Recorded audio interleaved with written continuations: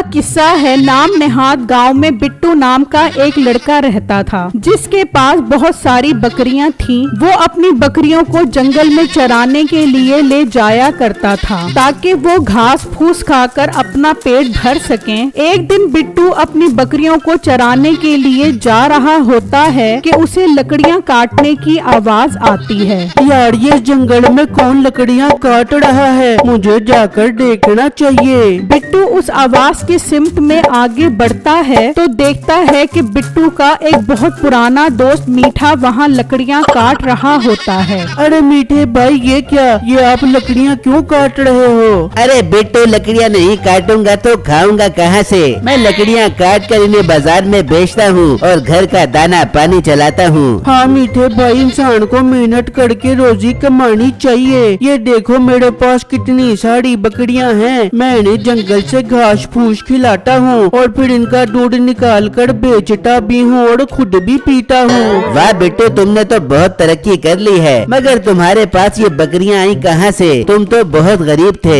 मीठे भाई, मुझे ये सारी बकरियां मेरे ससुर ने जहेज में दी हैं। मेरा ससुर बहुत अच्छा है। ये सुनते ही मीठा सोचने लगता है, अरे वाह, लोगों की किस्मत देखो, इन्हें जहेज में बकरियां मिल रही हैं और एक मेरा ससुर है जिसने जहेज में मुझे सिर्फ एक लोटा दिया है, और वो भी ये कह कर के जब हमें जरूरत पड़ेगी इसे वापस लौटा देना। अच्छा मीठे भाई, मुझे देर हो रही है, मैं अब चलता हूँ। ये कहकर बिट्टू वहाँ से चला जाता है और मीठा लकड़ियाँ उठाकर गुस्से में घर वापस आ जाता है। अरे क्या हुआ मीठे, तेरा मुंह क्यों इतना सूजा हुआ है? बेगम, आज जंगल में मुझे मेरा पुराना दोस्त मिला। मैं तो देखकर हैरान रह गया कि उसके पास बहुत सारी बकरियां थी जो उसे उसके ससुर ने जहेज में दी थी, और मुझे जहेज में क्या मिला? मीठे, तेरे ससुर ने तुझे जहेज में लोटा तो दिए, अब क्या वो तुझे खोता भी दे देता?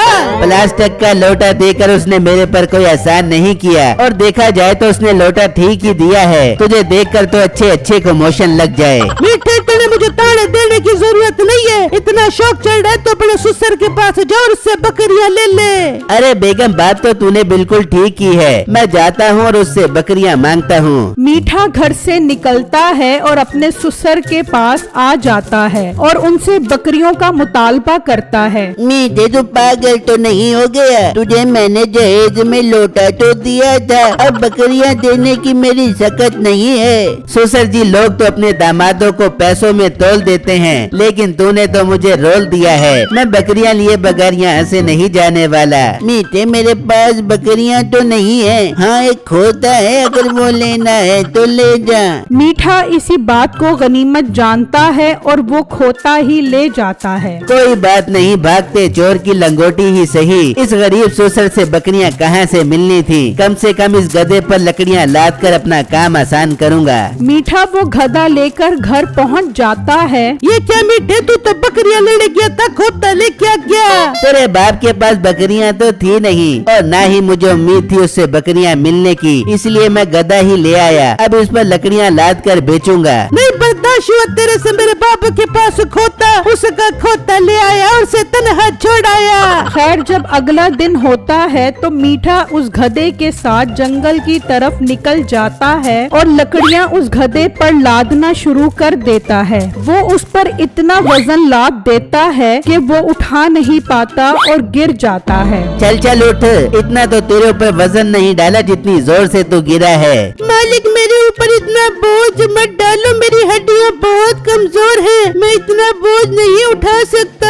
बहुत तेरे जिस्म पर चर्बी चढ़ गई है। चल चल, लकड़ियाँ बाजार भी पहुँचानी है। मीठा उस गधे को लेकर चला जाता है तो रास्ते में बिट्टू की नजर उस पर पड़ती है। यार, ये मीठा भाई कितना जालिम है। कैसे इस मासूम जानवर पर इतना बोझ डाला हुआ है? जानवरों पर इस तरह जुल्म नहीं करना चाहिए। खैर, शाम में मीठा लकड़ियां बेचकर घर आ जाता है और उस गधे को बांधकर अंदर चला जाता है। मालिक, कुछ खाने पीने को दे दो, सारा दिन काम करवाते खाते हो? बहुत भूख लग रही है मालिक। मीठे ने उसे खाने पीने को कुछ भी नहीं दिया और वो गधा भूख की वजह से बेहोश हो जाता है। फिर जब अगला दिन निकलता है तो मीठा उसके पास आता है। देखो देखो कैसे मजे से सो रहा है ये गधा। वहाँ जंगल से लकड़ियाँ काटने जाना है और इस नवाब की नींद ही पूरी नहीं हो रही। मीठा उसे जोर जोर से डंडे मारता है। चल उठ मनहूस गधे, चल जंगल से लकड़ियाँ काटनी है। मालिक मैंने रात से कुछ नहीं खाया, मेरे अंदर वजन उठाने की हिम्मत नहीं है। मालिक मेरे ऊपर ये जुल्म मत करो। उठ रहा है ये डंडे मारूं। मीठा उसे बहुत मारता है और अपने साथ जंगल में ले जाता है और दरख्त काटने लगता है तो अचानक दरख्त में से जोर की आवाज आती है। मुझे मत मारो, मुझे बहुत दर्द हो रहा है, मुझे मत मारो। मीठा ये आवाज सुनकर डर जाता है तो अचानक वहाँ एक जिन नमूदार होता है। कौन हो तुम? मैं इस दरख्त का जिन हूँ। तुम इस पर कुल्हाड़ी चला रहे थे तो मुझे बहुत दर्द हो रहा था। तुम इस दरख्त पर कुल्हाड़ी मत चलाओ। मैं अगर इस दरख्त पर कुल्हाड़ी नहीं चलाऊंगा तो खाऊंगा कहाँ से? मैं तो दरख्त पर कुल्हाड़ी चलाऊंगा। नहीं तुम ऐसा मत करो। अगर तुम इस दरख्त को नहीं काटोगे तो मैं तुम्हारी 3 ख्वाहिशें पूरी करूंगा। मीठा ये सुनकर खुश हो जाता है। अरे वाह जिन बाबू, ये हुई ना बात। अब मैं कुछ नहीं कहूँगा, बस मेरी 3 ख्वाहिशें जल्दी से पूरी कर दो। ठीक है बताओ तुम्हारी पहली ख्वाहिश क्या है? जिन बाबू मेरा पूरा घर सोने का बना दो, ये मेरी पहली ख्वाहिश है। ठीक है तुम्हारी पहली ख्वाहिश पूरी हुई। जब तुम घर जाओगे तो तुम्हारा घर सोने का बन चुका होगा। अब दूसरी ख्वाहिश बताओ। जिन बाबू मैं जो कहूँ वो सच हो जाए, ये मेरी दूसरी ख्वाहिश है। ठीक है तुम्हारी ये ख्वाहिश भी पूरी हुई, मगर तुम एक ख्वाहिश ही कर सकोगे और वो पूरी हो जाएगी। अब तीसरी ख्वाहिश बताओ। जिन बाबू इतनी भी क्या जल्दी है, तीसरी ख्वाहिश भी बता दूंगा। अब तो अपना मिलना जुलना लगा ही रहेगा। ये कहकर मीठा अपने घर की तरफ निकल जाता है और जब घर पहुंचता है तो देखकर हैरान रह जाता है कि पूरा घर सोने का हो चुका था। वो घर के अंदर जाता है तो वहाँ भी हर चीज सोने की होती है। फिर अचानक उसकी नजर अपनी बीवी पर पड़ती है। वो घबरा जाता है कि वो भी सोने की बन चुकी थी। हाय ये क्या गजब हो गया, ये तो मेरी बीवी सोने की बन गई। काश मैं अंधा हो जाता, कम से कम मुझे ये देखना तो ना पड़ता। तभी मीठे की दूसरी ख्वाहिश पूरी हो जाती है और उसकी आंखें चली जाती हैं। हाय ये मुझे नजर क्यों नहीं आ रहा, ये मेरी आंखों की रोशनी चली गई। मालिक और करो उल्टी उल्टी ख्वाहिशें। आपने खुद ही कहा था मैं जो कहूँ सच हो जाए, अब कर लो मजे। गधे मेरे प्यारे दोस्त, मुझे ये जिंदगी नहीं चाहिए। मैं पहले जैसा होना चाहता हूँ, तू मेरी मदद कर। मालिक आप जंगल चलो, आपकी आखिरी ख्वाहिश बाकी रहती है। अपनी गलती से तौबा करो और उस जिन से कहो कि मेरी तीसरी ख्वाहिश है कि सब कुछ पहले जैसा हो जाए। मगर मुझे नजर तो आ ही नहीं रहा, मैं जंगल कैसे जाऊंगा? मैं हूँ ना मालिक, जहाँ मैं इतनी लकड़ियाँ उठाता हूँ वहाँ आपका वजन भी उठा लूंगा। आप मुझ पर सवार हो जाओ, हम जंगल चलते हैं। ठीक है मेरे दोस्त, मुझे जंगल ले चल। फिर मीठा गधे पर सवार होकर उस जंगल में आ जाता है और जिन को आवाज देता है।